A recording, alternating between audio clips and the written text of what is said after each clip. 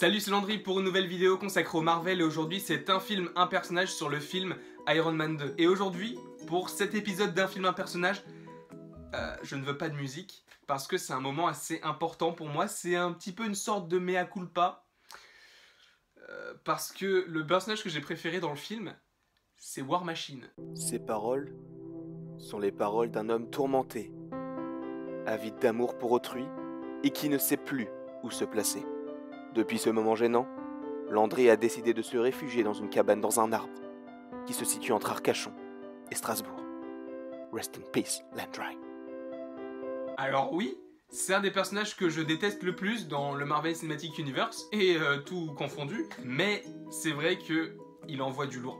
Il envoie du lourd dans Iron Man 2, uniquement dans Iron Man 2. Pour moi, dans Avengers 2, il sert à rien, et dans Civil War, encore moins. Et alors, pourquoi est-ce que j'ai choisi War Machine comme étant mon personnage préféré du film? Bah tout simplement parce que moi je m'attendais à ce qui est War Machine, parce qu'on nous l'avait un petit peu teasé dans le premier opus avec l'autre acteur qui joue aujourd'hui dans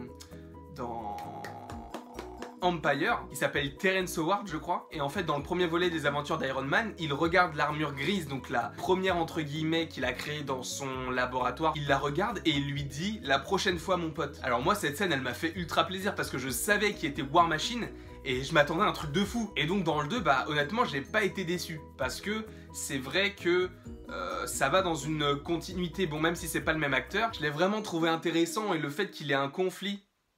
Merde, j'avais pas vu que mon col il était mal mis depuis le début. Bref, il a un conflit avec Iron Man qui est plutôt bien fondé parce que d'un côté, on a Iron Man qui veut garder ses armures pour lui, et de l'autre, on a un gouvernement qui veut les armures d'Iron Man et qui envoie le colonel Rodd, ami d'Iron Man, récupérer une armure pour après la customiser façon Justin Hammer. Mais le fait qu'il tienne tête à Iron Man de cette façon-là, le fait qu'il ne préfère pas, mais il choisisse entre guillemets par son boulot, le côté ça appartient à l'État et que ça crée une sorte de conflit entre les deux, bah j'ai trouvé ça plutôt intéressant. Et je trouve que ce personnage prenait de plus en plus d'importance. Je crois même qu'au moment où ils ont sorti Iron Man 3, ils avaient pensé à faire un film War Machine. C'est vous dire l'importance qu'ils donnaient au personnage. Seulement le film ne s'est jamais fait.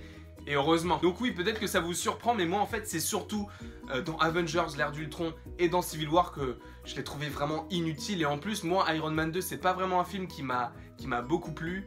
Donc il fallait que je choisisse un personnage parmi tous ceux qu'il y avait. Donc j'ai préféré prendre War Machine. Et vous, quel a été le personnage que vous avez préféré dans le film Iron Man 2? Est-ce que ça a été, je sais pas, Pepper Potts, Iron Man? Est-ce que ça a été le méchant, donc Whiplash? Est-ce que ça a été Justin Hammer, Scarlett Johansson, qu'est-ce que je raconte, la veuve noire, etc. Enfin, il y en avait plein, donc choisissez-en un et n'hésitez pas à me le dire en commentaire. N'hésitez pas donc à aimer, partager, commenter, vous abonner, ne pas vous abonner. Faites comme d'habitude, comme vous voulez. Et bah moi, je vous dis à la prochaine, pour la prochaine, et passez un bon dimanche.